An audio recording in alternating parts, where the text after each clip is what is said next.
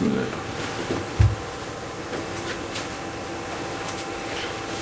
Selamat siang Bapak Ibu, terima kasih atas kesempatan yang diberikan kepada saya untuk menyampaikan presentasi, di mana presentasi ini saya beri judul Komunikasi Menuju Puncak. Komunikasi menuju puncak ini saya bagi menjadi dua, yaitu pertama adalah komunikasi puncak dan kedua adalah komunikasi efektif. Baik, pertama kita bahas dulu mengenai komunikasi puncak.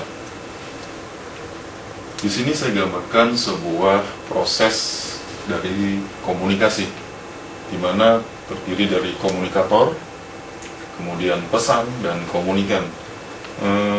Komunikator adalah penyampai berita atau informasi atau pesan. Kemudian pesan adalah informasi yang disampaikan oleh komunikator. Sedangkan komunikan adalah orang atau kumpulan orang yang menerima pesan tersebut. Dalam proses komunikasi ini diharapkan komunikator dapat menyampaikan pesan dengan bahasa yang dimengerti oleh si penerima pesan, sehingga komunikasi dapat terjalin dengan baik dan mendapat timbal balik yang baik pula, sehingga komunikasi bisa dikatakan berhasil. Menurut seorang pakar komunikasi, bahwa apapun posisi Anda sebagai clean service kah, sebagai engineer, sebagai dokter, sebagai programmer, ataupun sebagai tukang bikin kunci sekalipun, Anda akan bisa mencapai posisi puncak profesi Anda dengan mengikuti dua persyaratan. Di antaranya yaitu Anda harus tahu apa yang penting bagi orang-orang yang berada di level atas tempat Anda bekerja. Kemudian Anda harus mampu berkomunikasi secara cerdik dengan orang-orang yang mampu membawa Anda pada posisi puncak. Selanjutnya, pakar komunikasi tersebut atau namanya Kevin Huguen membagi atau membuat sebuah posisi piramida yang membagi posisi-posisi orang ya, ataupun jabatan. Seperti ini posisi piramida yang dimaksud oleh Kevin Huguen. Ini adalah piramida posisi. Pertama adalah posisi dasar, tengah, dan puncak. Siapa saja yang berada pada posisi dasar tersebut, dan siapa yang berada posisi tengah, posisi puncak. Mari kita lihat bersama. Nah, menurut Kevin Huguen, bahwa yang berada pada posisi dasar adalah sebanyak 75% adalah pekerja baru atau pekerja tenaga teknis baru atau pekerja lama, namun mereka mempunyai sedikit kemampuan dan tidak mau mengembangkan diri, sehingga mereka hanya berada pada posisi dasar yang berjumlah 75%. Selanjutnya, yang berada pada posisi tengah atau level tengah ya, sebanyak 15%, itu adalah para pekerja lama, senior, atau supervisor, manajer area, atau selevelnya, adalah orang-orang yang mau mengembangkan diri lebih baik, sehingga mereka dapat berkembang dan mencapai posisi puncak, posisi yang lebih baik pula. Sedangkan pada posisi puncak sebesar 5%, itu siapa? Ternyata hanya ada 5% di setiap perusahaan yang berada di posisi ini, posisi puncak, yaitu biasanya terdiri dari jajaran direksi, kemudian CEO. Nah, orang-orang yang berada di posisi puncak ini adalah orang-orang yang sudah teruji, adalah orang-orang yang memang sudah atau telah berjuang untuk mencapai posisi puncak ini dengan jerih payah yang sepadan, dan mereka pantas untuk mendapat posisi ini.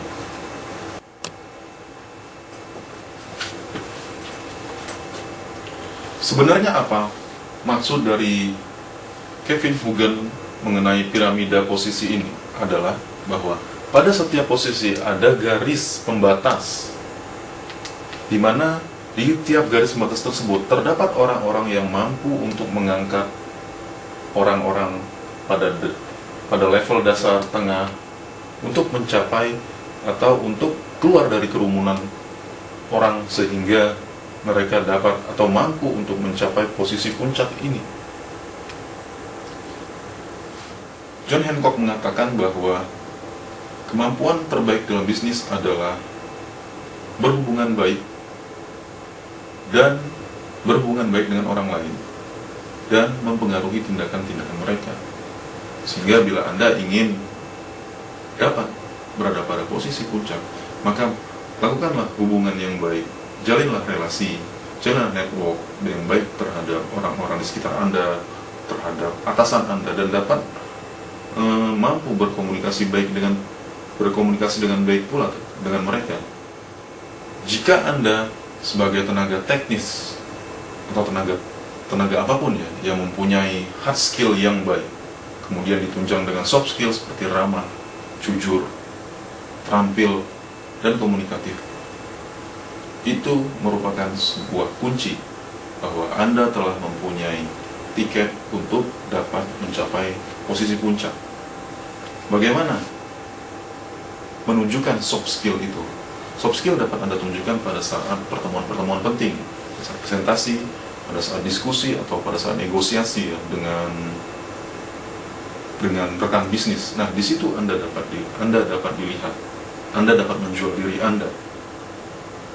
Apakah Anda ini layak untuk dipromosikan? Apakah Anda ini layak untuk dicoba untuk menjadi lebih baik? Nah, maka dari itu, gunakanlah atau maksimalkanlah soft skill Anda untuk menunjukkan hard skill. Nah, selanjutnya adalah komunikasi efektif.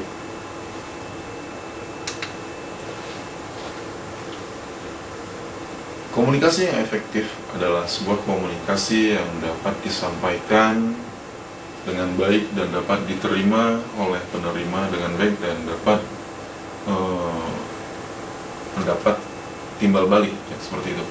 Anda telah memahami bahwa Anda telah memahami komunikasi puncak sampai dengan piramida posisi menurut saya.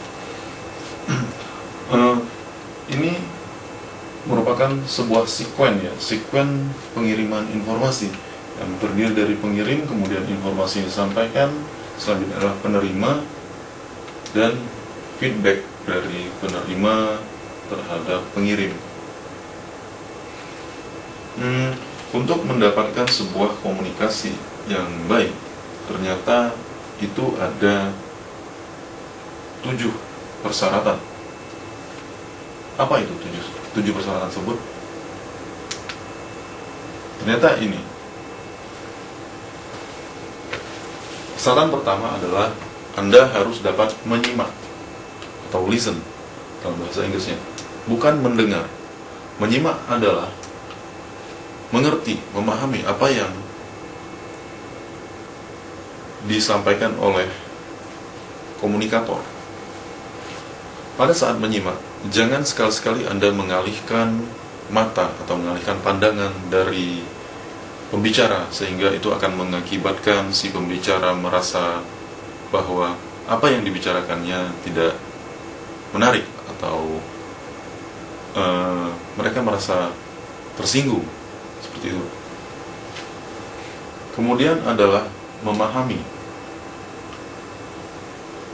Pahami apa yang disampaikan oleh pembicara. Itu akan menjadikan sebuah komunikasi menjadi lebih baik. Dan tanyakan apabila yang disampaikan oleh pembicara tersebut tidak Anda mengerti atau tidak jelas, sehingga pembicaraan menjadi lebih cair dan lebih berjalan dengan baik. Selanjutnya adalah menyelaraskan gerak tubuh. Anda jangan sekali-sekali menyepelekan gerakan tubuh, karena gerakan tubuh itu mempunyai makna, mempunyai arti. Gerakan tubuh bermakna, misalnya anggukan menandakan Anda setuju, gelengan menandakan Anda tidak setuju atau Anda tidak mengerti. Kemudian jabat tangan seperti ini, itu menunjukkan bahwa sebuah keramahan terhadap keramahan atau menerima. Selanjutnya adalah tatapan mata. Itu menunjukkan Anda perhatian terhadap apa yang disampaikan, apa yang dibicarakan, sehingga si pembicara menjadi lebih enak menyampaikan informasi, menyampaikan presentasi atau yang sejenisnya. Kemudian yang keempat adalah berbicara dua arah. Berbicara dua arah artinya diam pada saat lawan bicara sedang berbicara, dan ajukanlah pertanyaan bila sesuatu itu tidak jelas atau yang disampaikan tersebut tidak Anda mengerti. Kemudian berikan tanggapan untuk memunculkan ide yang lebih baik. Selanjutnya adalah anggukkan kepala jika Anda mengerti, dan gelengkanlah kepala jika Anda tidak mengerti. Kemudian jangan lupa untuk memberikan ide sehingga terjadi keseimbangan antara terhadap pembicaraan atau informasi yang disampaikan. Kelima adalah informasi yang disampaikan itu harus jelas. Kalau menurut Gim ya, itu ada 3: benar, akurat, dan lengkap. Atau disingkat oleh beliau adalah BAL. Benar di sini adalah informasi yang kita sampaikan harus benar. Jangan sekali-sekali kita menyampaikan informasi yang salah kepada pembicara, karena itu akan membuat persepsi yang salah pula terhadap pembicara, terhadap kita sebagai pembicara ya, dan menimbulkan hal yang negatif terhadap pembicara. Kemudian informasi tersebut harus disampaikan secara akurat. Maksudnya akurat di sini mengandung pengertian yang sama antara pendengar dan pembicara, sehingga terjadi hubungan timbal balik yang baik mengenai informasi yang disampaikan tersebut. Selanjutnya adalah lengkap. Informasi yang disampaikan tersebut harus lengkap. Jangan sekali-kali kita menambahi atau mengurangi informasi yang akan kita sampaikan. Misalnya informasi tentang seseorang di blow up sedemikian rupa, dibesar-besarkan sehingga menjadi headline di suatu berita, seperti yang terjadi pada infotainment ya di negara kita. Kemudian yang selanjutnya adalah berpikir positif. Berpikir positif di sini dimaksudkan agar informasi yang disampaikan atau komunikasi yang akan disampaikan tersebut menjadi sangat efektif.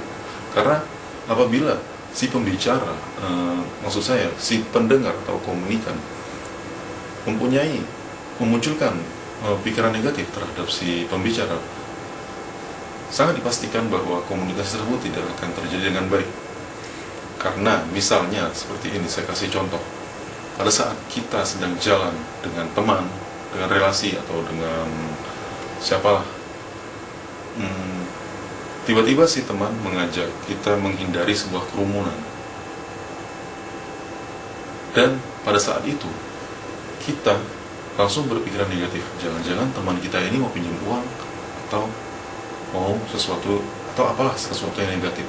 Nah, dari efek dari pikiran kita tersebut tadi akan menimbulkan sesuatu yang tidak baik terhadap pembicaraan kita selanjutnya. Yakinlah itu, karena hal itu tidak baik dilakukan kita sebagai pendengar ataupun pembicara. Jadi harap itu kita hindarkan sehingga komunikasi yang kita bangun dapat lebih efektif. Selanjutnya yang ke-7 adalah katakan saja atau diam. Pada bahasan pertama kita telah membahas masalah menyimak ya, atau bahasa Inggrisnya listen. Nah, kalau listen ini dibalik menjadi silent itu sama dengan diam. Nah, menyimak itu sama dengan diam. Artinya pada saat si pembicara menyampaikan informasi kepada kita sebagai pendengar diharapkan untuk diam, menyimak apa yang disampaikan oleh si pembicara tersebut, sehingga apa yang disampaikan si pembicara dapat kita cerna, dapat kita tangkap apa maksud yang disampaikan, dan dapat pula kita berikan timbal balik sehingga pembicaraan menjadi lebih hidup, menjadi lebih berkembang, lebih baik. Nah, Bapak Ibu, saya telah menyampaikan mengenai 7 kunci dalam komunikasi yang efektif, yang mana 7 kunci tersebut dapat membawa kita mencapai komunikasi puncak. Bapak Ibu, demikianlah yang dapat saya sampaikan kepada Bapak Ibu sekalian mengenai komunikasi menuju puncak. Saya harap hal ini bermanfaat bagi Bapak Ibu sekalian, dan terutama terhadap diri pribadi saya sendiri. Atas kekurangannya saya mohon maaf. Sekali lagi, atas waktu dan kesempatan yang diberikan pada saya ucapkan terima kasih. Demikian, selamat sore.